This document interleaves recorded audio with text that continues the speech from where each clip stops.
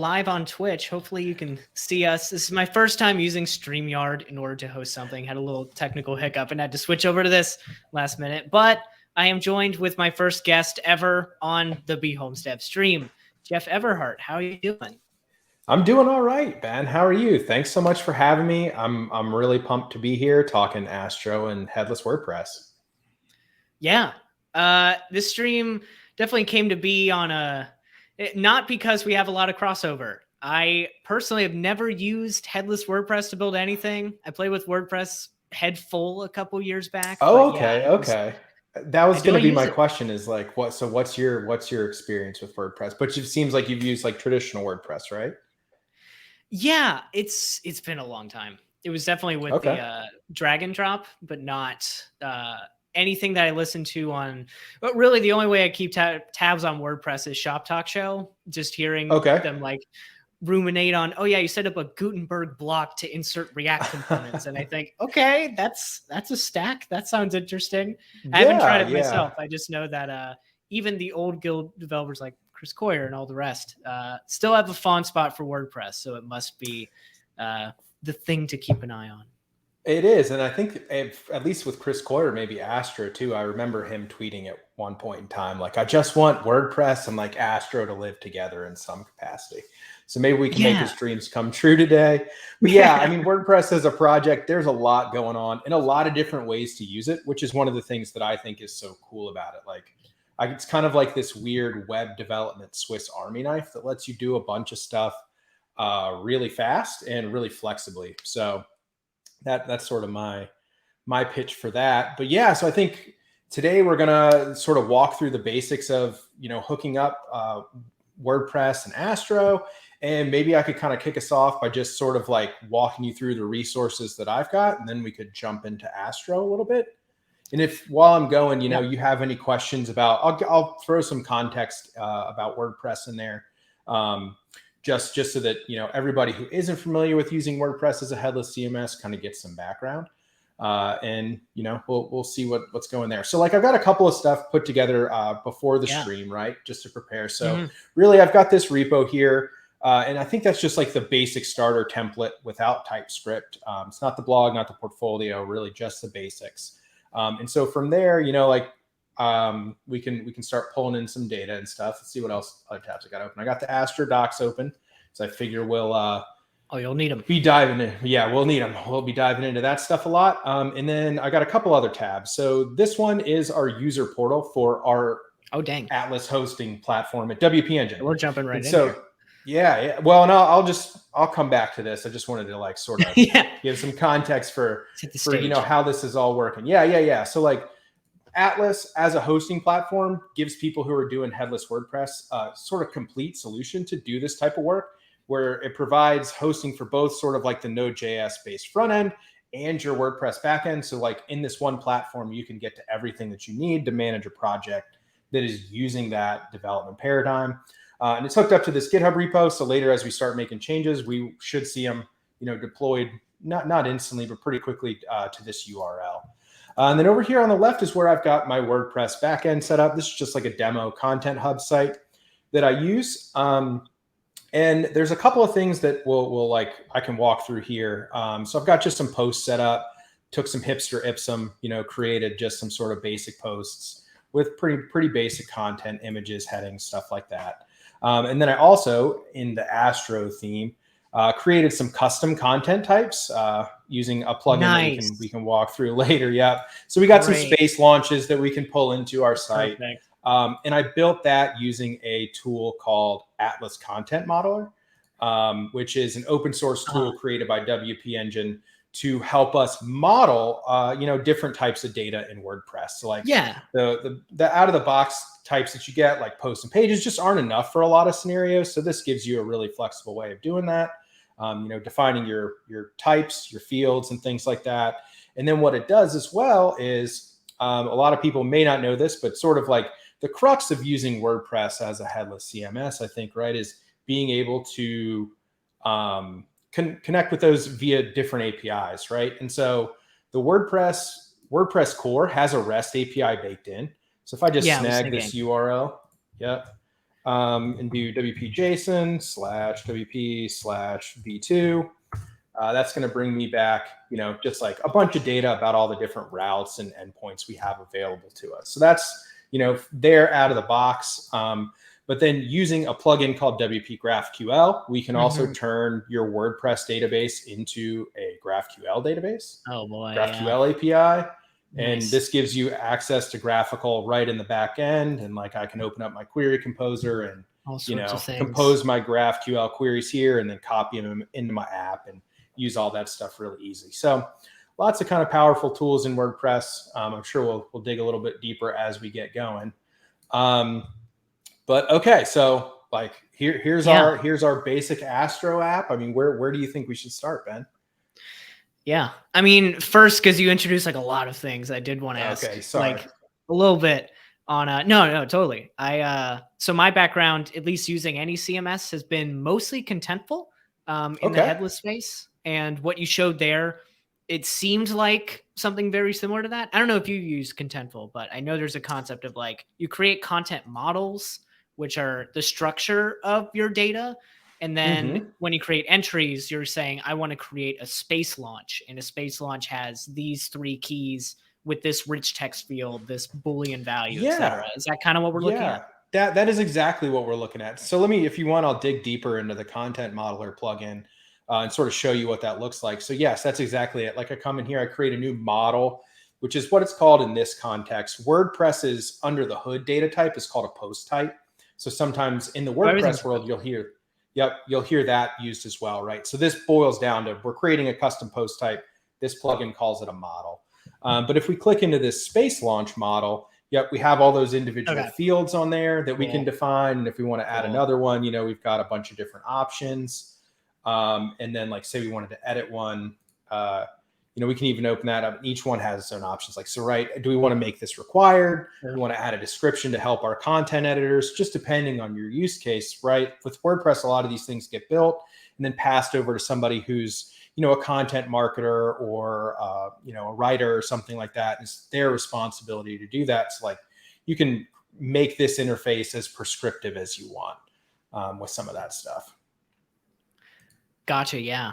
So I honestly thought like headless WordPress did this sort of thing. So is WordPress engine like making that more friendly, or does headless WordPress not even give you like a model interface? Well, and so what do you mean by headless WordPress as like a thing?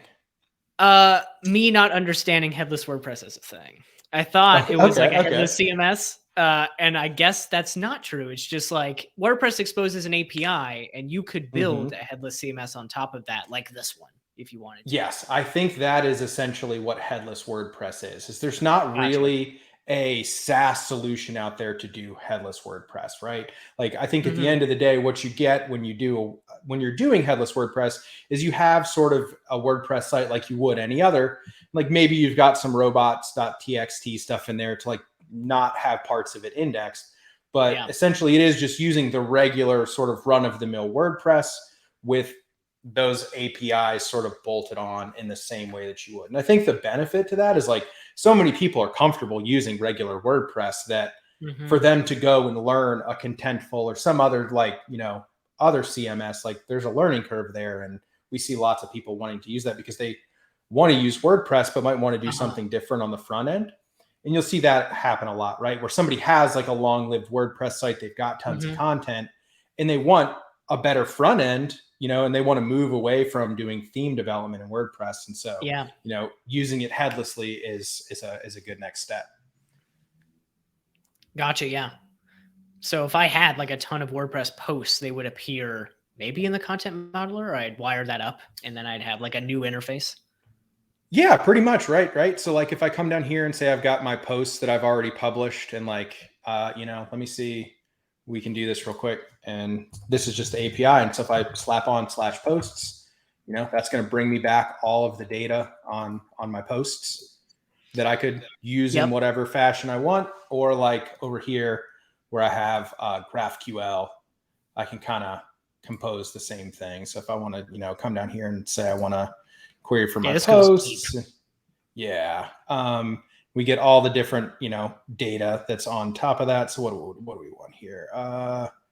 I don't know, we'll just go content title for right now and run that.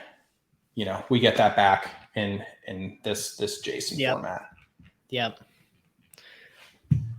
Yeah, strapping on GraphQL is always really nice for CMSs. I feel like it's definitely a heavy thing for if you're building a bespoke API, but if someone's already giving you all this data, it's so nice to have a playground of just like, I know what to expect. It is. It very much is. And that's what we see is like, and this graphical interface is really nice for people. Like I'm definitely more of like a REST API person. So I've spent a lot of time doing this where I'm somewhat newer to GraphQL. And so like having this here as like, you know, guardrails or whatever is fantastic for me, where I can just go like, say, I want this, this, and this. And it's like picking from a menu, and then it generates this query, and I don't have to think super hard about actually writing this out, you know? Right. Yeah. And also, sorry, I was checking a couple people saying it's a little blurry. It looks like we're outputting to 720p, which sadly is not 1080. So okay, let me see. Is there something I can? We're good because it looks okay on my screen. Can y'all at least read the text that we're that we're displaying, or is it just not readable? I'll see if anyone in the chat responds. Otherwise, we can. I assume we can keep going. Well, and what I might be able to do, I wonder if I can share. Can I share different sources? I know I'm sharing my screen right now. Could I share an app in here? No, like just the browser. Yeah, just the browser. That might help. Y'all want me to try that? So I'm going to stop the screen share real quick and see if I can get a better source. Let's see. See, it looks like it's just slides, video file, or screen share. So let me see this. It's easy with 2 monitors. Window. All right, we'll have to do a little bit of switching here. Tell me, is that any better for folks? Let's see here. I'll add it back. Well, it's bigger. I hope that does help. Yeah, getting creative with the aspect ratio. Yeah, it still does look a little blurry though. Yeah, it might be more blurry on your end than mine, is my guess. Okay. Because bigger so better, but still blurry. Okay. All right. We might have to keep going because there are only so many knobs that StreamYard gives you. Yeah, let me see if there's. I'm the hosting guest. I wasn't expecting to use StreamYard. So this is a little strapped together. Give me 1 second. Chrome tab. Yeah, I don't think we're gonna get anything different there. So I don't know. All right, I'll go back and we'll just have to. Everybody have to keep me honest about what's on the screen and what I'm talking about, because I'll try and share the individual app windows as I go. Okay. Sorry, cool. I think we're talking about GraphQL, right? Yeah, that's where we left off. Let me add this back to in. Okay. So cool. we were poking it. It's very extensible. I will say I don't really understand much of any of those fields. I do understand space launch. It does populate that, which is pretty cool. Yeah, it does, and that's the nice thing. Yeah, WordPress nitty gritty. It is. It is. A lot of it is WordPress nitty gritty, and some of it, you might not need. But that is the nice thing about this particular tool, right? Is as we add content models, automatically adds those types to the WP GraphQL data schema for you. So like that's fantastic as you go. Okay, cool. You got any other questions or things you want to take a look at while we're in the WordPress backend? Yeah, I mean, I guess my one other question is I thought this would be a URL on like WordPress.com, but we're inside of demohub.wordpress engine. So is this kind of self-hosted? Do you set up an account? That's a great question. Yeah. So WordPress obviously is just like an open source piece of software, right? Yeah. And the benefit to that is there are tons of different WordPress hosts out there who will host stuff for you. Now what WP Engine has worked on is like, obviously we're building all these tools to enable people to develop WordPress headlessly. So like this WordPress site is just another WordPress site hosted on our platform. And so yeah, that is sort of the flexibility too, is like you do have you're not locked into a particular vendor. Like if you decide to use WordPress. So if you don't like your hosting or your service on one platform, like you can move to a bunch of other ones. And WordPress.com obviously is like a big player in that game. But, there's Right. WP Engine, like GoDaddy has WordPress hosting. There's lots of options out there. Gotcha. So it's kind of like, I don't know, Android, where you have the Google phone, which is WordPress.com, but you can also throw Android on any other device and make it a different flavor. Yeah, I think that's a really good. Yeah, that's a really good analogy. Yeah, and then each platform can optimize its own specific things, and so you'll have like your $10-$20 hosting for like your mom and pop websites, all the way up to like, all right, we need load balancers and sharded SQL databases. Like, the sky's the limit on that end with the enterprise stuff. And so, it's a very, very wide space, lots of variation in price and what you get for that price, and like different features that different hosts offer. So that's a fantastic analogy. I'm definitely going to steal that because that is sort of how it feels. Yep. And there's a lot of confusion there too, because WordPress is like its own open source project. You have WordPress.org, and then you have WordPress.com, and WordPress.com is run by a company called Automatic. And there's a lot of like conflation there between the two, where it's like, like what's open source, what's this company who sort of like still gets to use the trademark to WordPress. So you're sort of like, that doesn't surprise me that there's like confusion out there about that. Gotcha. But if you're using WordPress engine, you're like going off of, if you were on WordPress.com and using their setup, you would be migrating to WordPress engine, but you're bringing everything over. If I kind of understand. Or it doesn't really matter. You're just trusting WordPress engine to host it, but you can pull in the data from the same place. Technically you could probably do headless WordPress stuff with WordPress.com, because like I said, this is a part of the core software, this API. As long as your hosting environment lets you install plugins, that's totally cool. And so that is what migration looks like, right? It's like you have this kind of core piece of software that we call WordPress core. That's, just a stack of PHP files.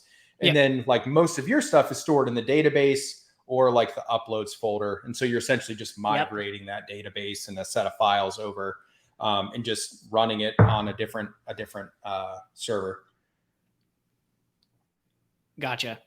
Yeah, that makes sense. That's pretty much what I assumed. Okay. Yeah, I think I understand where this thing sits and what WordPress engine is trying to do. So if you want to jump to Astro, and I can explain a little on that side, we can totally do that. Sure. So let me stop this. Let me see if I can open up VS Code and if it will let me do that. All right. Yep. Cool. All right. We should be seeing index.astro, right? Hopefully. We're seeing it. Okay. Very cool. Yeah. Maybe just bump up your font size by like 1 or 2. We should be good.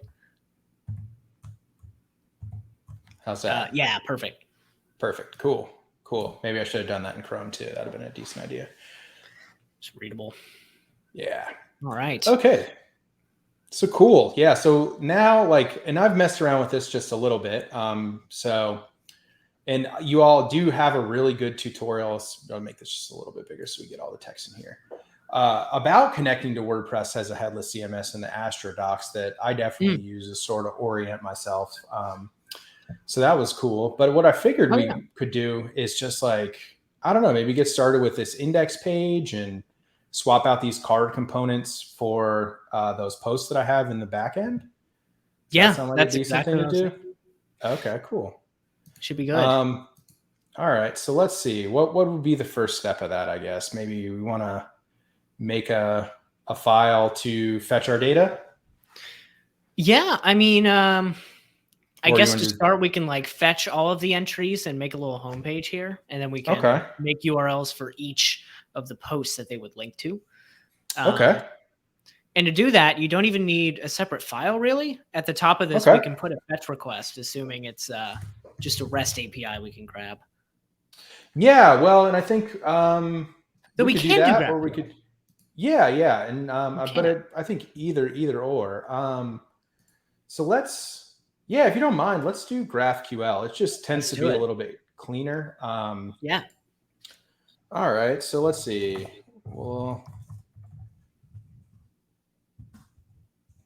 All right, so we'll open this up. I'm going to hop back out here, get my URL. Yep. And normally I would probably pass this in as an environment variable. But I feel like for right now, we can just get started and hard code it. So that's our GraphQL endpoint. Mm-hmm. What'd you say? I mean, it's pretty easy if you make a .env file, it'll just exist. But okay. That's just me advertising every little feature. Well, I think that's part of the reason why I'm here. So we just make .env, and then we'll say, WordPress URL, and pop this over here. And do we need like a package to read the .env file, or? Nope, should be good. Process. So the format, the format to grab it would be, you do import.meta.env. This is a mention of our build tool. Inline. Inline. Oh, okay. Yeah. It's import.meta is a sort of new thing with ESM, and some have extended it. Okay. So with that, you can say name of the thing. Oh, nice. Yeah. Very and you saw that there were a couple defaults that we give you for like, are we in development or production? But yeah, that should exist now. All and you might need to restart the server for it to take effect, but hopefully not. I don't think I'm actually running yet. So perfect. We're good. But yeah. Okay. All right. And then we're going to fire off a post request. Thanks. What do we need? We'll see if we need to do the content type headers. Let's see. Oh yeah. I assume there's like a token or something, right? Or is it just public? No, it just this is just public. That's really up to you as a developer. Sure. So we'll just snap that. I've got some stuff that I was messing around with on the other end, so nobody has to watch me type everything. And then we'll do body, right? And then we're gonna want to stringify something. All right. Something. See the format's braces, query, and then the query. Okay, so cool. And so let me pop back just 1 second, because you asked about whether or not this was public. So let me hop back into my Google Chrome real quick, and I'll just sort of walk you through that, because we do have a lot of people who take a different approach there, just depending on how their architecture works and what security preferences they have. So all that stuff is stuff that you can control in this WP GraphQL plugin. You can, like limit the execution of GraphQL operations to authenticated requests, right? So you've got to have some sort of token in place there to do that. And then what I will mention too about both the WP GraphQL API and the REST API is that it enforces like the same authorization capabilities that WordPress core does, right? So if I'm not logged in as an administrator or like an editor, if I don't have the authorization to edit posts, it's not going to let me do that through the API either.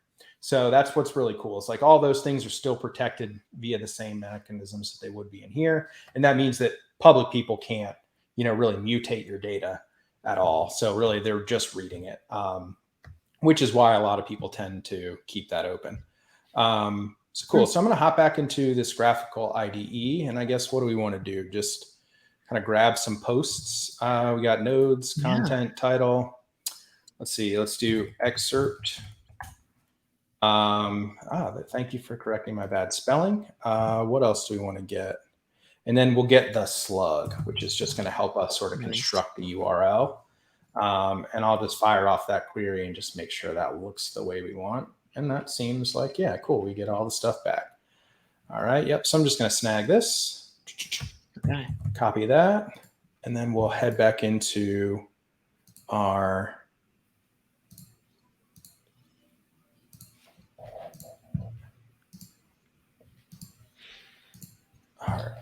Astro file. Okay. And then, we're going to do an object in here. And I think we do, like you said, we just do query, template literal, and then we'll just paste that in. That's it. And kind of pretty that up a little bit. Sure. Okay, cool. Yeah. All right. So that's going to get us back our post data. Yep. And then I guess maybe we're going to need to traverse that a little bit. So we got. Yep.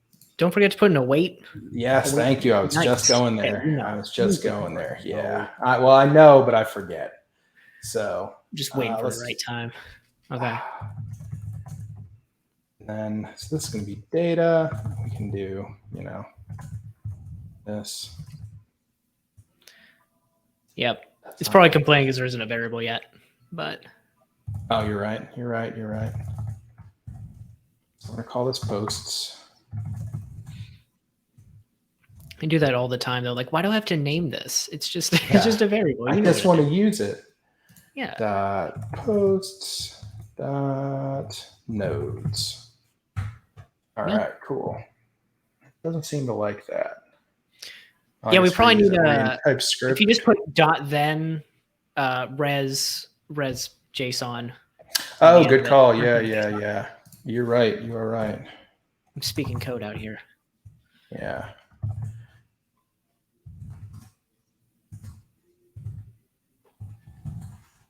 Oh.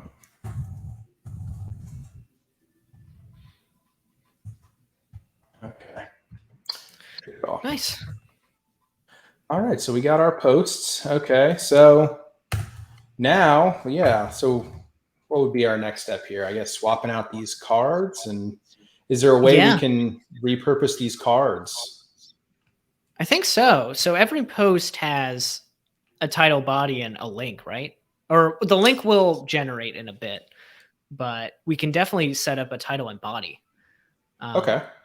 Yeah. So are you familiar with JSX? A little bit. Yeah. I'm definitely more a view person, which is part of what drew me to Astro was I could get out of, kind of React land. But yeah. So walk me through over. But you're gonna. We use JSX just for like templating. So like making arrays or like for loops and conditionals would use like expressions. So here you could do curly braces. All right. With post.map. Okay, so we're going to map over our posts array. Yep. Okay. And then the return value will just be a card. So you can just say in here like post arrow and then put a card in there. Okay, so just drop that. Should be good, yeah. Anything syntactically I need to do there? I don't think so. I think we're good. And you can do like a curly's post dot title for the title, or actually, what was the field? Yeah, that was title, and then this is going to be post dot excerpt. Nice. EXCERPT. And then I think when I was messing around, there was a little typo. That's why. Yeah. Maybe TypeScript would have been a good idea. Never use excerpt for a reason. No. And then I think for this, right, we could just pass in this slug, which if we wanted to use that to generate the URL. Mm-hmm. Yeah, it's perfect. All right, so let's give this a save. And then I'm just going to come over here into my terminal and run this. Oh, and maybe since we're doing that, let me do that in VS Code. So we can see it. Yeah, and that way I don't have to be hopping around.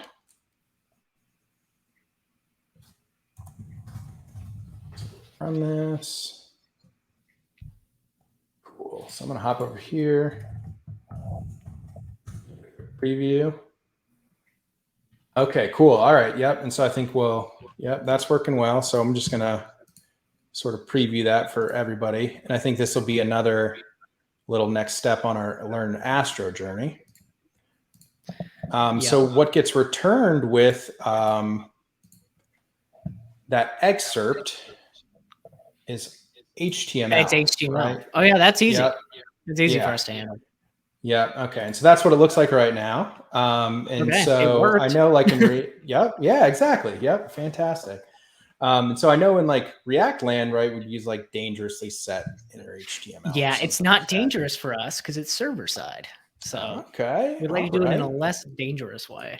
That less dangerous sounds fantastic. Yeah.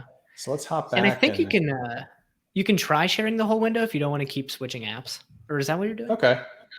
Yeah, I am. Yeah, let's try the entire screen. And now that we've sort of, let me see if I can bump up the font in the browser too, and then maybe that'll help make it all just a little bit more readable. Yep. The dropper is not less dangerously set in HTML, but that would have been a good name. Less dangerously set. It's not. Okay, and so I think we're going to need to make a change to the actual component because we're just passing this into this body prop. Yeah. So you'll probably need to do that. And then and this was set HTML, right? Yep. All right.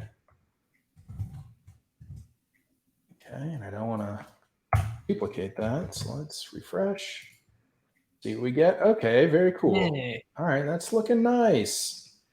Yeah, we got our Disrupt Kale chips and our Kinfolk Synth DIY. So, all right, fantastic. So that's looking nice. I guess let me hop back into this index file and let's do away with the rest of our cards. Okay, and that's saved. Okay. So cool. So I guess next step would be adding in some dynamic routes, right? Like, so if this, yep. Yeah, I'm going to get a 404 here. Yeah. So there's 2 ways to do this actually. Okay. So you can do the static route of creating a get static paths that generates all of the routes for you, or you can go to Astro SSR and turn it into a whole server endpoint. I'd probably suggest doing it statically. Since this is a static site builder, but at least sharing there is an option of if you want to dynamically update without ever rebuilding your site. Okay. Yeah, that'd be cool. And if we could get it, I would definitely be down to learn a little bit more about the SSR stuff. I spent a little bit of time, I think before this, looking at the node adapter. And so, if there's time at the end and we can work up an example of that. You know what? It's actually easier to do it with SSR. So let's do it. So in your Astro config, we just need to flip on one switch. We don't even need an adapter. You can actually say, inside of define config, you can say output:server, and that will give you the dev experience of a server. And you can wire up the adapter later. All right. And is this a string or just, it's obviously a string. String. Okay. Oh, wow. All right. Yeah. And restart your server when you update your config. Yay. It was a big deal to get that in. Oh, and it changed our ports. Maybe I didn't quit that up. Oh, it's already running. I guess you have it running twice now. Yeah. All right. Well, we'll swap to our server port. So I guess you should kill the VS Code one. Yeah. Or kill one. Good call. Yeah, that's what's going on. There we go. I was like, oh, what's happening? I was so used to just working in one window that I forgot about that entirely. Yeah, sorry. So let's just get that out of my way so I don't do that again. Okay, so there we go. So we'll kill this npm run down. Oh, you didn't have to. All right. Here we go. So everything will look the same because a dev server is a server. But now we'll be able to do dynamic routes without having to specify all the build paths because it'll just do a fetch call every time you visit a wildcard. All right. Very cool. Yeah.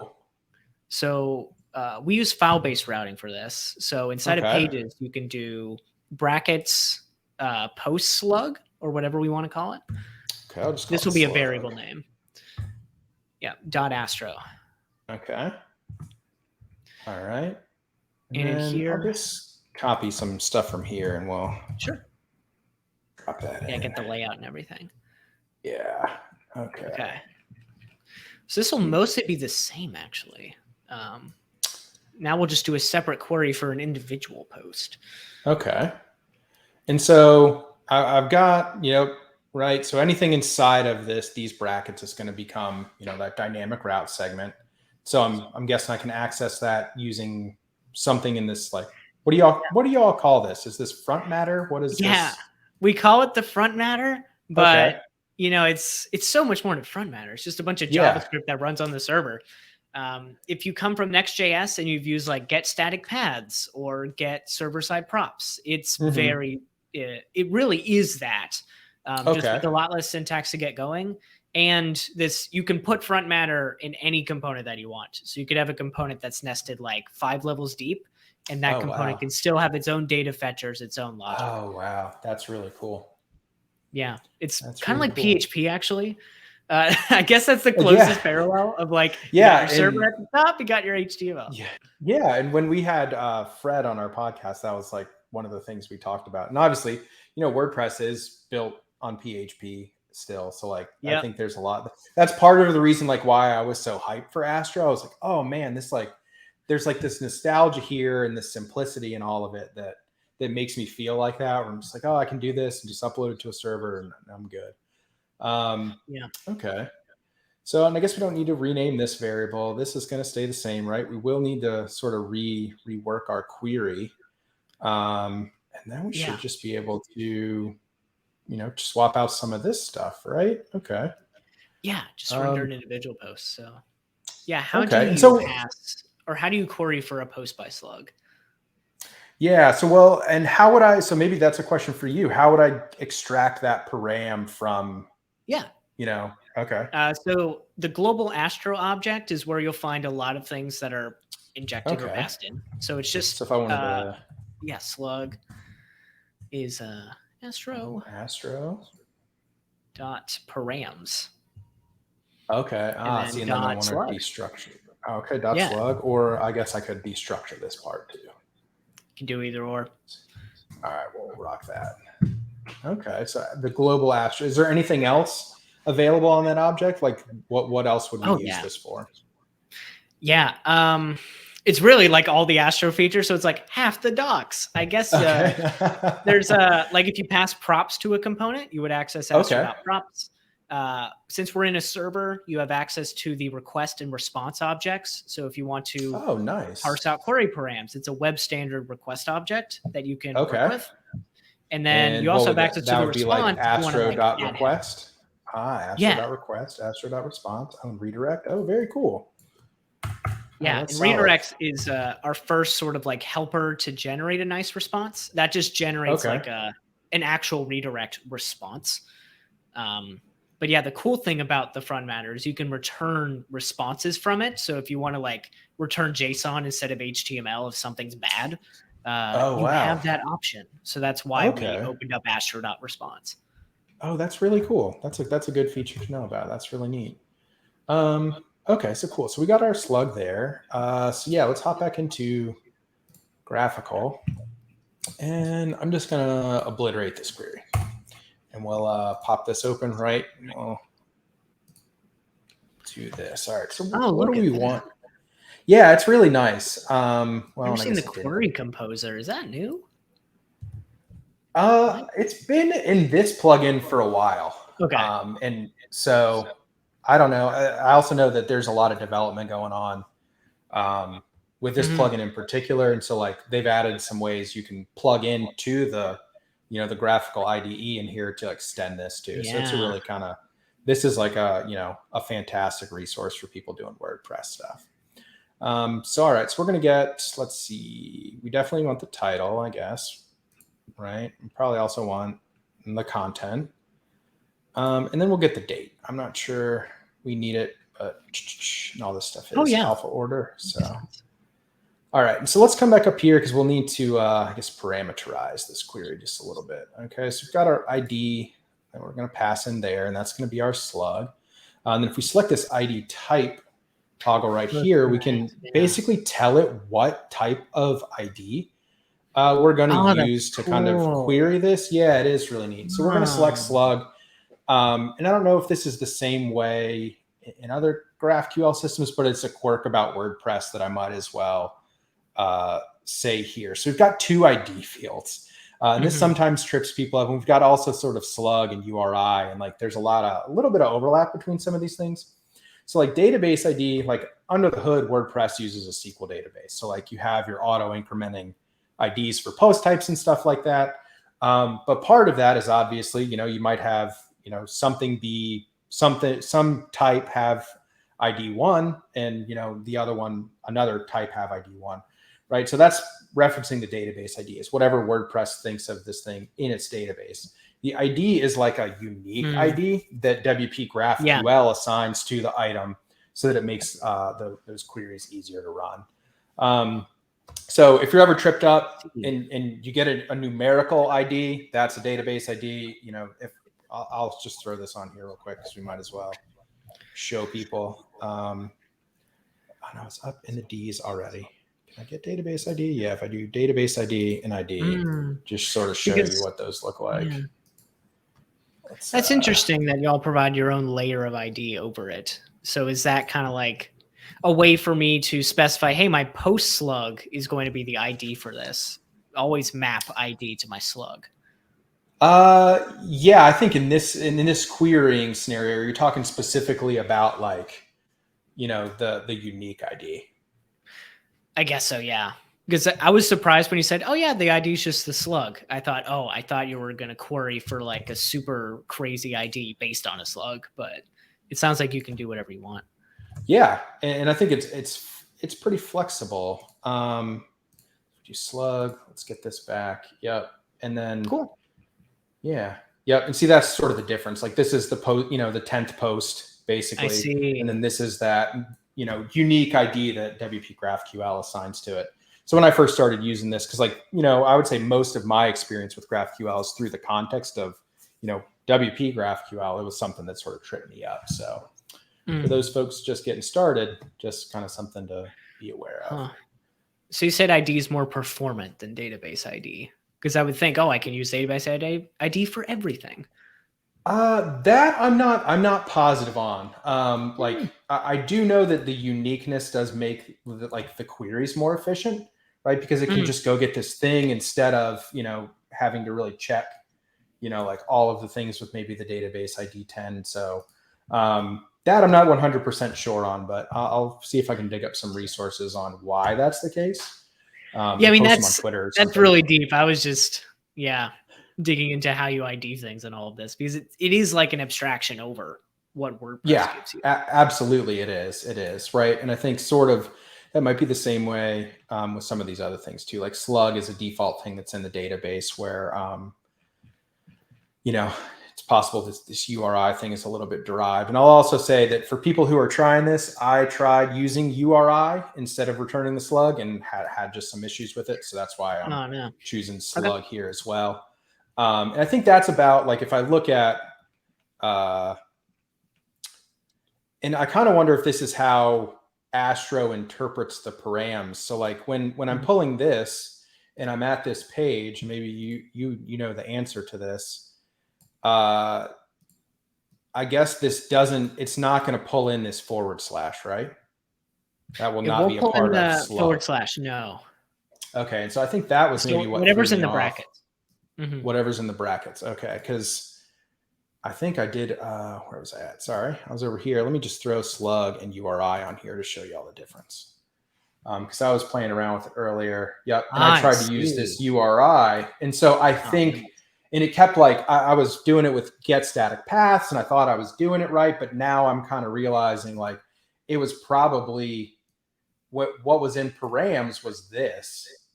And, wasn't necessary, or maybe this, and wasn't necessarily matching what was the actual URI on the object when I fetched it.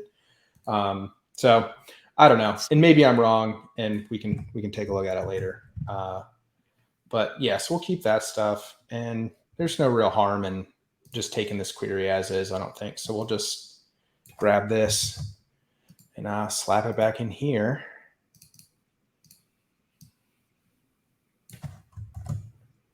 And then let's space that out just a little bit. Okay, and so we're not going to get tattooed for loco off the get-go. So let's pass in our slug. Okay. Then I guess we can still use post data, and that's still a relevant variable name. We'll change this to post. Let's just see what we need to do here. So data.post, And then we're not doing nodes. So that should be the end of that. Data.post. It should be our post. Okay, cool.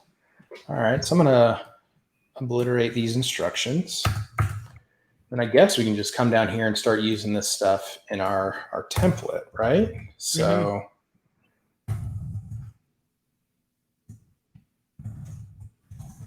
post title, and we'll just trash this, and we'll do an article tag. Nice. And what was so we're going to do set HTML, and post.content. Yeah, that's good there. And then, I don't know, I could do like maybe just an H2 up here. That's the date. Yeah. Or you could use a time tag, maybe. We could a time tag. Yeah. I learned about it recently because I was, trying to make my blog as semantic as possible. I was like, oh, wow, there's all sorts of tags these days. Oh, yeah. Wow. I know. It's nice, though. It's very nice. And where do we need to, you said parse out a little bit. Do we need to do anything? Well, I don't know. I don't know what the date looks like. If it's just a string and we're good, then great. Or okay, that thing. Yeah, I was just thinking make a new date in two locale. I think you have to do new date, post date, and then do it. Or you don't. Oh. Yeah, I think. But what's it saying here? Okay, it's expected to. Okay, yeah. I guess you do have to do that, where it's you do new date and then .to locale string.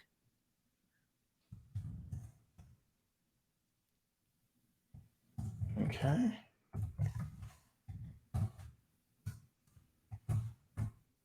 Do we need to assign this to a variable? And can we do that? No, that should just render it. Okay. Cool. All right. Well, stop complaining. So that's always a good sign. Yeah, I'm just gonna trust that. Maybe not. Incorrect locale information. Oh yeah, delete post.date from the function. The two. Oh yeah, good call. Let's see. All right. Yep. Stop complaining. That's all we can hope for. All right. Cool. So that's a little better. And I'm sure we could go back and play around with that a little bit and make that more. I don't know that we need the time. Nobody cares when I wrote about gentrified tacos. Exactly. Yeah, exactly. What are these words? So this is, I don't know if you've ever heard of hipster ipsum.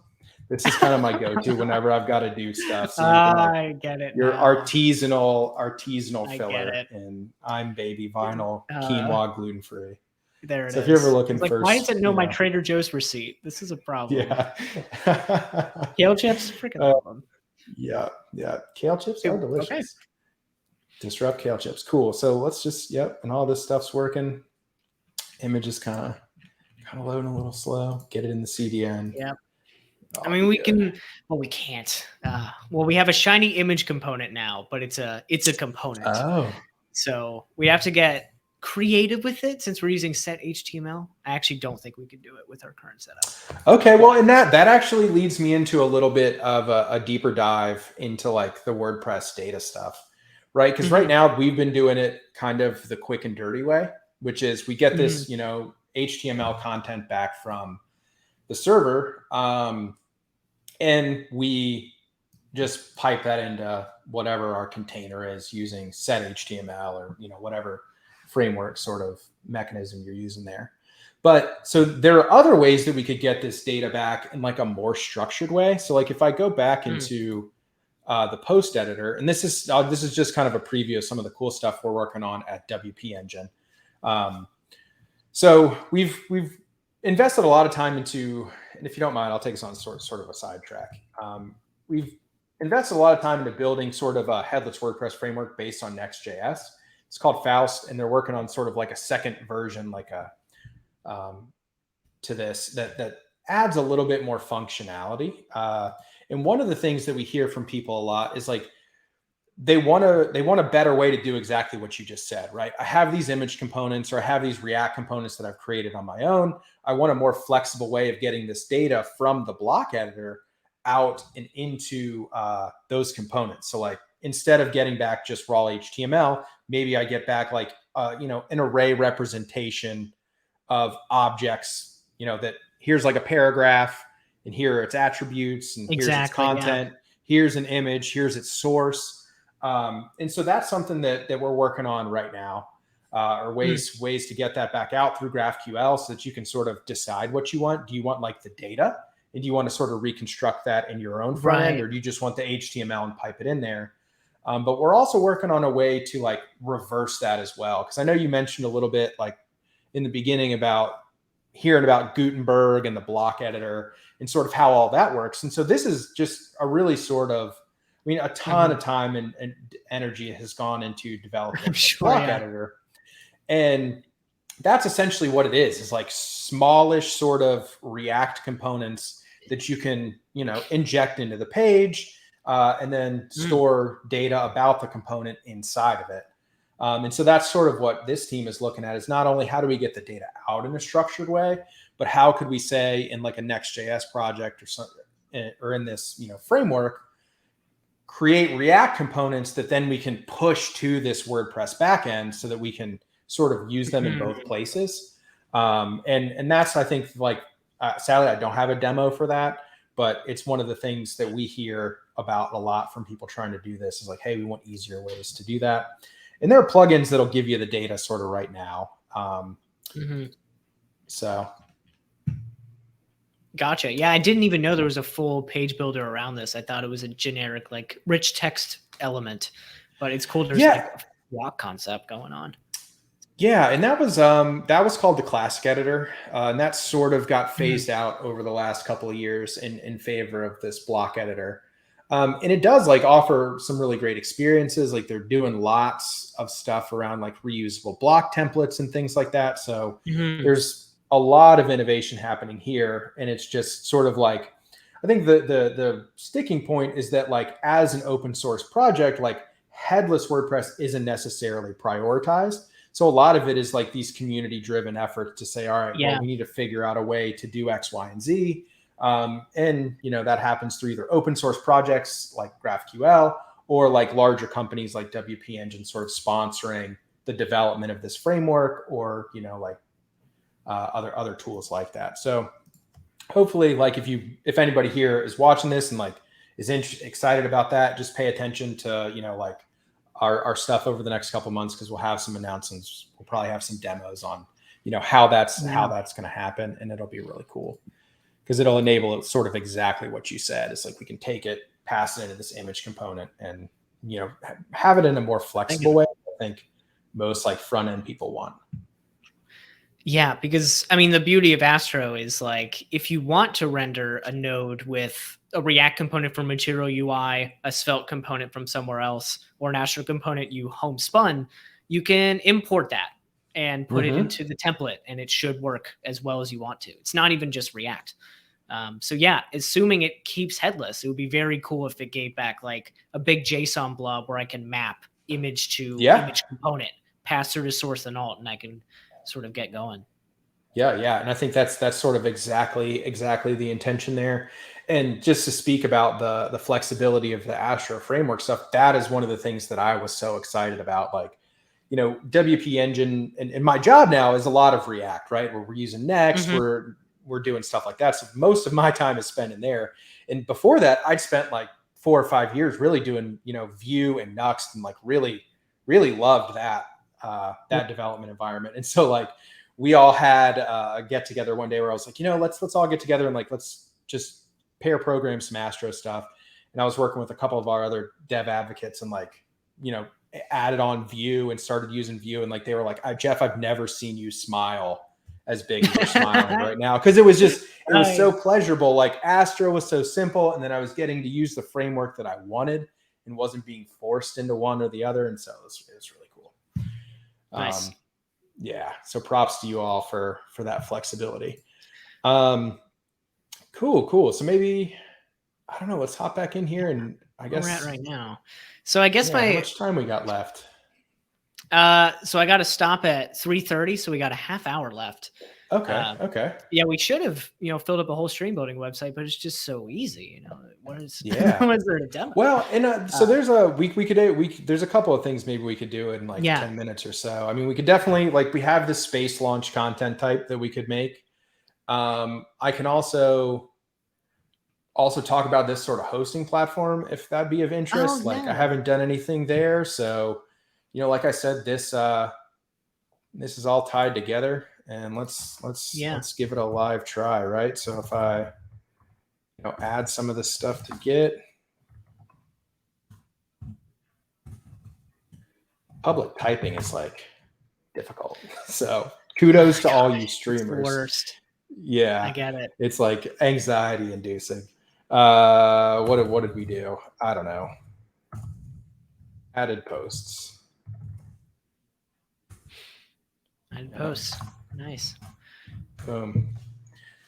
GitHub, and then this should kick over a new build over here. Yeah. Oh, well, I mean, we are using Astro SSR without an adapter, so I don't know how. I don't know what this is expecting. Well, that's we can make this static.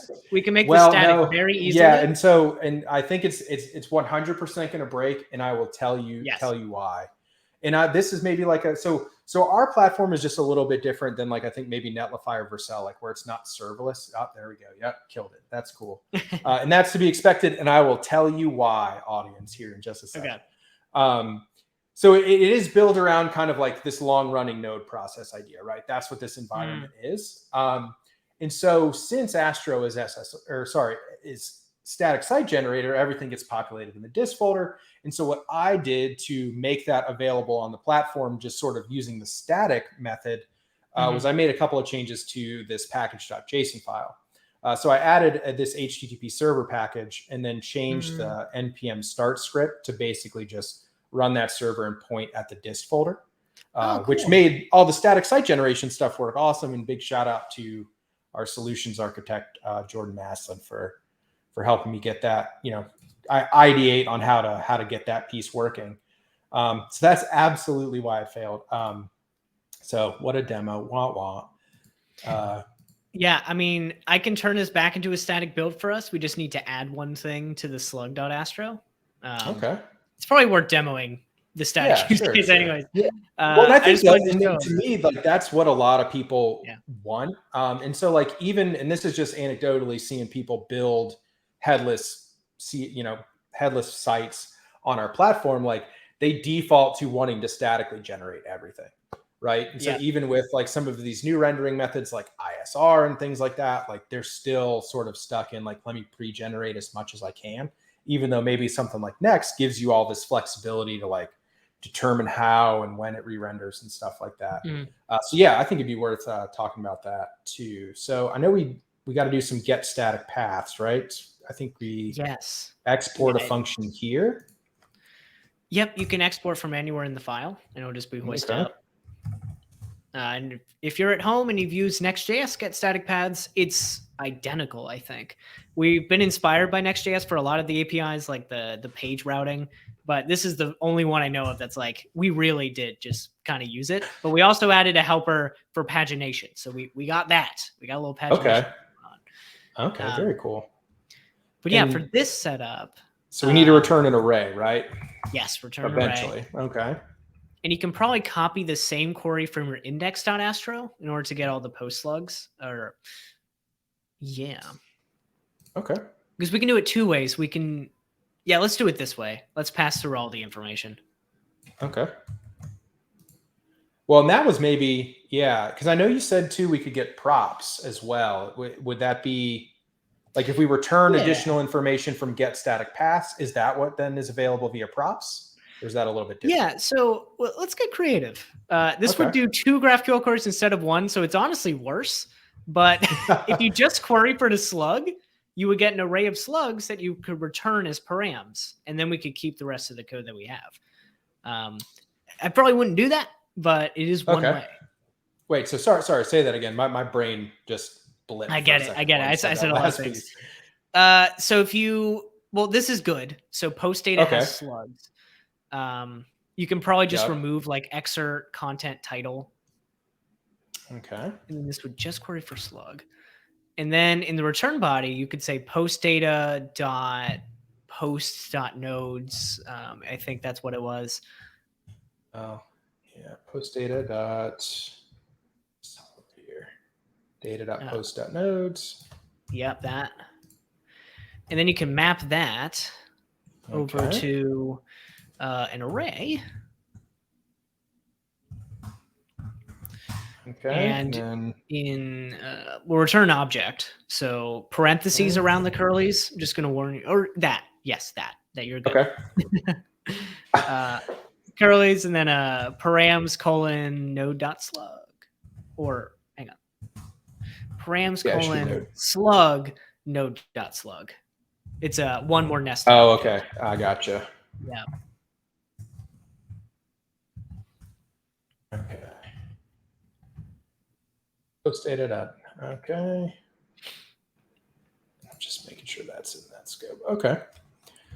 All right. And so, question: do we need to now go and remove our output from this config?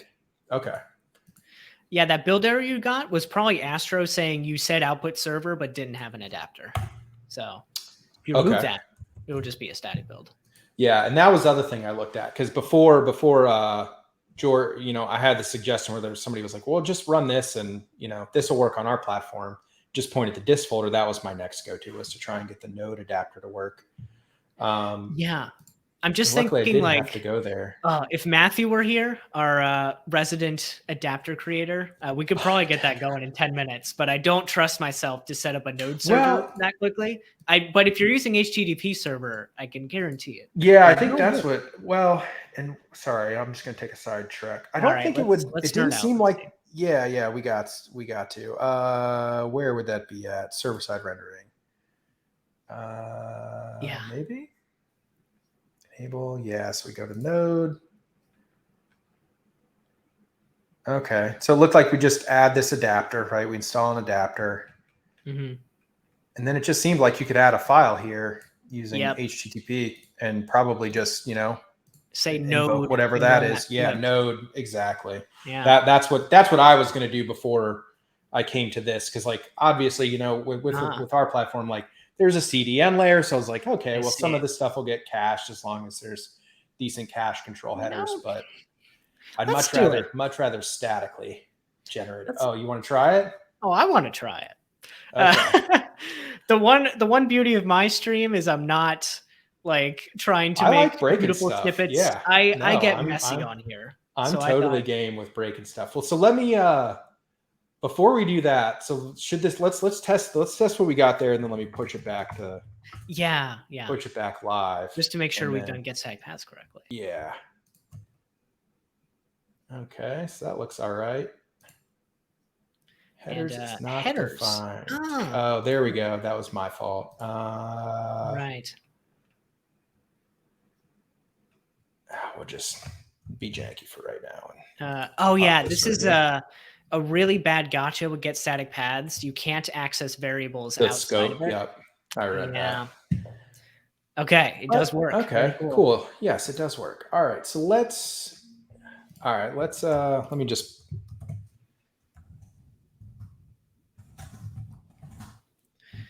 Yeah, this might actually build perfectly. Let's see. Yeah, I hope so. I mean, it did fine in the little test that I did. So let's see. Okay, so that's going to build, and while that's building, I just want to kick it off and just make sure it's not immediately red again. Yeah.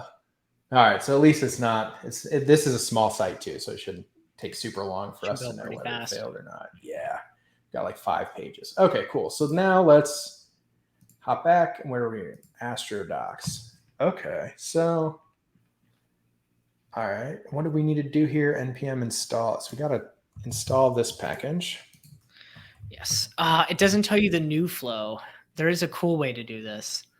Did Astro add? It is. Okay. Yeah. Oh, it is at the top. Okay. I was making sure we actually. Oh, you're right. It is. I'm sorry. Yeah. Yes. No. That is very nice for you're the people just looking watching at the big the green text on the page. So yeah. Yeah, I mean, having that, I was just like npx Astro add view, and it was just like ding, like, oh, I'm a happy Jeff, so it's fantastic. All right, so we got to import. We'll just be lazy, copy and paste, and this is in our config file, right? Yes. Yeah, perfect. All right, and then adapter. Oh, no, I'll just take the whole thing since we blew away the other object. Adapter server node. Okay. So then I guess we would just, so we're not gonna, let's not, yeah, not express, probably. So let's snag this. Let's see what that is. Yeah, I see it listens on 8080. I don't know if that's gonna work. Yeah, I think it'll. Does it work? Yeah, let's see. Let's see. All right, so I guess this would need to be a whole new file, right? Just somewhere down here. Yeah, just in the server.js or something. Yeah. Copy paste. Okay, and then package.json will be yes, node / server.js. All right. Yeah. So I guess what we would locally if you do a build. Okay, well, we would want to run build and then start, right? Yes. Okay.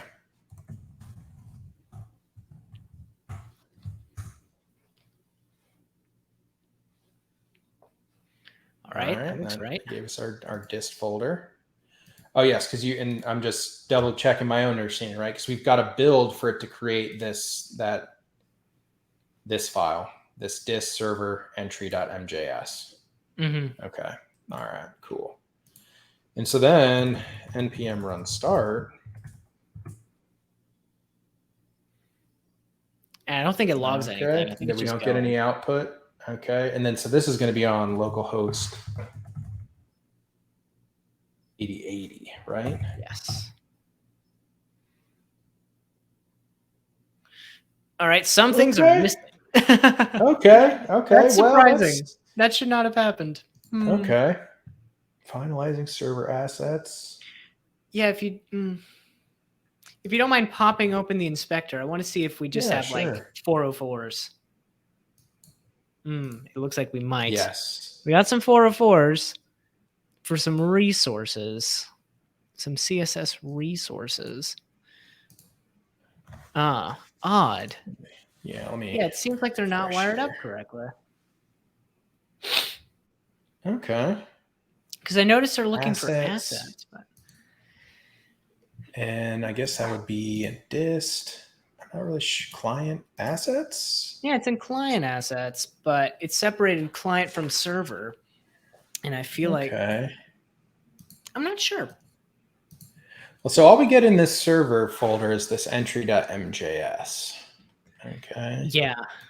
It's one big request handler, from what I know. Oh, okay. So it's grabbing that. But yeah, the assets just don't. Yeah, I don't even know how you would fix that. I think you'd have to configure it here. In here? No, I mean, shouldn't touch that. Yeah. I feel like there's really nothing. I feel like you have to serve the assets folder separately, Okay. Or something like that. Yeah, this might be too much to dig into. It says this right. Well, and it does say this right here. I mean, and serve your static assets here. Maybe. I think definitely. Yeah. Okay. I think the answer is definitely on that. Yeah. So yeah, you do it here for sure. Yeah. Okay. Note for our docs. Tell you how to do that. Yeah. So this is our handler. We get the request. Because you could. There's an error. Oh, it's tough. I don't know how you do it actually. Oh yeah. Okay. Well, I'm glad that I figured out the other way then, and not this. Yeah. way. You probably have to glob your assets and serve them up. Yeah. Okay. I don't know. Well, cool. Or use another package to spin up a asset server. Here we go. I'd probably bootleg and maybe that's why. I don't know, because I was looking at this and I was like, oh, I guess you could use Express, and maybe you could, oh, there you go. And like, look at how Express handles it. That would be easy. Okay. So you've just sort of got to replicate whatever this. Yeah, let's do it. All right. So we're going to kill this. Does this need, so no, the node adapter is the same, right? Whether we're using Express or anything else. Okay. So really all we should need to do here is install Express. And yeah, assuming it'll let you do that, it doesn't need like const require in whatever environment. Oh yeah, good call. I don't know. This is node 16 from my experience, so that's what we've got. Let's run it. It should work locally. Okay, do we need to build again? No, we don't. I don't think so. Yeah. Okay. We can just start it up. Yep. I guess that's not going to log any output. Express doesn't either. Oh, hey. Okay. All right. Very cool. Click on a link. Okay. Very cool. Neat. All right. So a couple different ways to do that. And if somebody out there watching, if you're an Express person, here you go. Or like a Node.js person, come back here and help us. I mean, it's pretty helpful if you're trying to strap Astro onto an existing server. Like I know Next.js has that Express output. You can mash them together if you want to make like all of your home pages with Astro and use a caching layer on top of it and use Next.js for, well, Astro is replacing more and more of Next.js features, but if you're using Next as a migration layer, you could put them in the same Express server and that would work pretty well. That'd be really neat. Yeah, cool. So let's check out how our build went. This is unable to be deployed. What did I do? So let's check our build logs. Okay, that worked. Yeah. It says success too. Maybe the UI just did an update, which is that's funny. Fresh. Maybe that's I clicked this, right? Last successful build. Yeah. Let's see. Weird. Failed successfully. Okay. We're on the internet. Yeah. Let's purge this real quick. That's a good guess. But yeah, that is an old something build. Worked. Yeah. Yeah, it is. So I'll have to come. Oh, okay. It might have opened the wrong one. It shouldn't have. Yeah, 310. Let's look at these build logs. Failed. Okay, that's what we want to see. Oh, illegal operate. Oh, wow. Generating static routes. Invalid response body while trying to fetch. Okay. Invalid response. Well, okay, I think it's trying to do the GraphQL query and it's failing. Okay. Oh, that's a shame. Well, I'm wondering if it's our. I'm going to guess it's our environment variable not coming through. I've seen that happen on Netlify. Oh my gosh. Yes, Ben, that's exactly what it is. Thank you. Nice. Well, because we switched to it and I had it hard coded in the other one. So if you can it has no GraphQL endpoint. Okay, so let's do that. And then let's hop back into, I'm just going to close out some of these things. I guess we had that in index. What do we call this thing? WordPress URL. That's 100% what it is. Awesome. And that is not something I tested either. So let's see. I mean, I guess it should be fine after we do this. Save.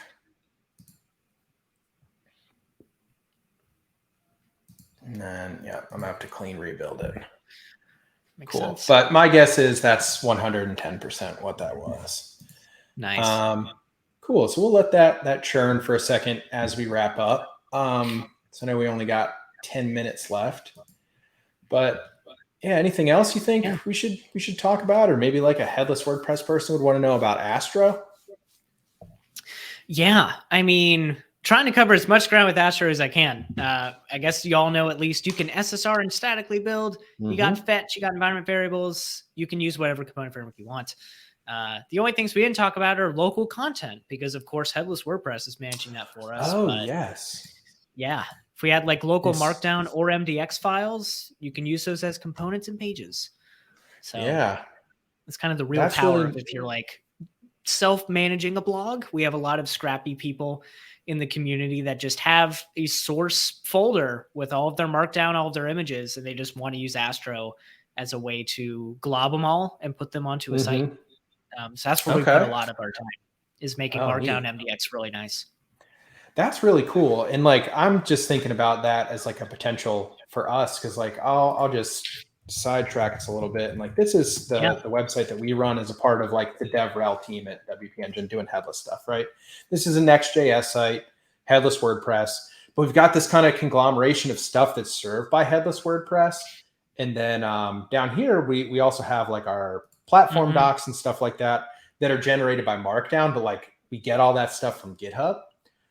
So I don't know. It's just kind of interesting to like see, you know, like thinking about serving with Astro, like you could just have some MDX files in here and like it'd just be a part of the website, not like its own separate repository, which I think is really neat. And then to be able to do that, have that stuff live alongside content generated in any one of those other ways is really cool. Yeah, totally. And I guess the one thing I should say about MDX, and someone said straight MDX, it is framework agnostic as well. So you can use the same client directives. You can keep using Vue for everything. It's not locked down to React, which was my understanding of MDX going into it. Oh, MDX is the React thing for Markdown, right? And the answer is no. They're a very flexible layer that could use any component framework you want. So we at least made sure that worked. But yeah, there's all sorts of fancy isms in here that you can read up on, like remark and rehype. You can inject front matter. There's all sorts of stuff. Oh, nice. Just the Prism support for syntax highlighting. Yeah, that's cool. That's very cool. I don't know. Anything about Astro components we'd want to talk about? Oh yeah, we haven't even really used. No, not really. Like we had the card. There wasn't a need. So let's. Okay. And I see here. Yep. Okay. So that's a good instance of where we would want to use astro.props. So we've got this card that we're passing this stuff in. Okay. Yeah, and I didn't mention what the styling is scoped. So you see here a style tag. If you come from Vue or Svelte and you're used to like single file components, that's what we pulled from. The core of Astro actually started kind of as like Svelte but different, and then we slowly moved it a little further and further into the camp we were looking for. But yeah, it's very inspired by those kinds of frameworks. That's nice. And you don't need any sort of attribute on this style tag to make that happen. Just it living in this file is enough to scope it. Right. Yeah. It's global by default, or sorry, it's scoped by default, but you can add is global if you want to turn it into a global style block. That's just like unprocessed. I just want style. Okay. You can do that too. Yeah. And the one thing I feel like that I was really impressed by when I started to integrate the Vue, for example, and to make sort of interactive components was this sort of islands architecture. And I know that's like its whole thing, and like definitely not enough time to unpack that in the time we got left, but definitely something like if you're interested in Astro, this is like a super cool feature, because just having these client directives to tell it sort of when and how you want particular JavaScript elements loaded was super neat. Yeah. I mean, it's kind of funny when you're looking at like pure content sites and posts. Like I've done a couple of these demos now where we never need a client directive. We never need components. Like you kind of shoehorn a demo at the end, like, oh, by the way, but a lot of the time you don't need the JavaScript, because especially if you use like SSR, you saw there, you can just fetch dynamically for any post that you want. You don't have to do like a fetch query with React query or something like that. You just do it on the server, bring in the data.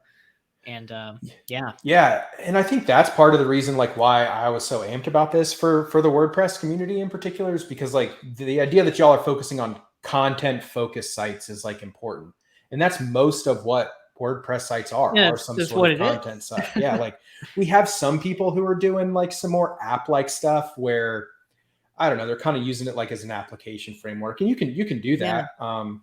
But most of it is not that. And this was just like such a, like the idea that you're focusing on this one use case and sort of saying like, if it's outside that, here's other stuff, but like this is our audience is really refreshing and cool. Because I feel like in tech, a lot of times, and WordPress itself is a great example of this, where to like try and expand and become all these different things to all these different people instead of staying focused. So yeah, it's been tough sometimes because you start looking at like, oh, and we could do single page apps and handle e-commerce and all this stuff. And it's like, sure, these things are all possible. We gave the toolbox to everyone, but we know what people are using it for. And we know where the strengths are and where we've put in a lot of months to making like really clean APIs. And the answer is content, Markdown, MDX, calling APIs. Yeah. So it's like, if we want to define ourselves as like, what is the killer use case? It's that. It's marketing and blogs, and slowly expanding from there when we really feel good about what we could bring to the table. Very cool. It's super, super cool. Super cool. Well, awesome. I know we're pushing up against time, Ben. I definitely want to be respectful of your schedule, and thanks a ton for having me on. Yeah. I mean, thanks for coming on and leading this whole demo. I was worried I'd have to like set up a WordPress engine admin panel. We were talking about that before the stream. It's worked out for sure. Cool. And if you don't mind, I'll just leave y'all with a couple of things like to check us out if you want and you're interested in doing this. So our website is developers.wpengine.com. This is where we publish a ton of content on doing all things headless WordPress. We're really focused on one, sort of just educating the community about the different patterns and like the different backend tools that you can use, but also trying to really stay as much as we can. Obviously, being here on an Astro Talk, framework agnostic, right? I think like that's the beauty of headless style of development is you can use whatever front end tools you want. So although a lot of our stuff is based around Next.js, we're definitely here to support you with whatever flavor of JavaScript you want to use to make this stuff. Clearly I did some demos of our hosting platform. So if you're interested in that, you can sign up for a free account, gets you a node hosting environment and a WordPress hosting environment that you can use in tandem to sort of experiment with this style of development. And like I said, there's definitely changes on the horizon. This is still sort of like,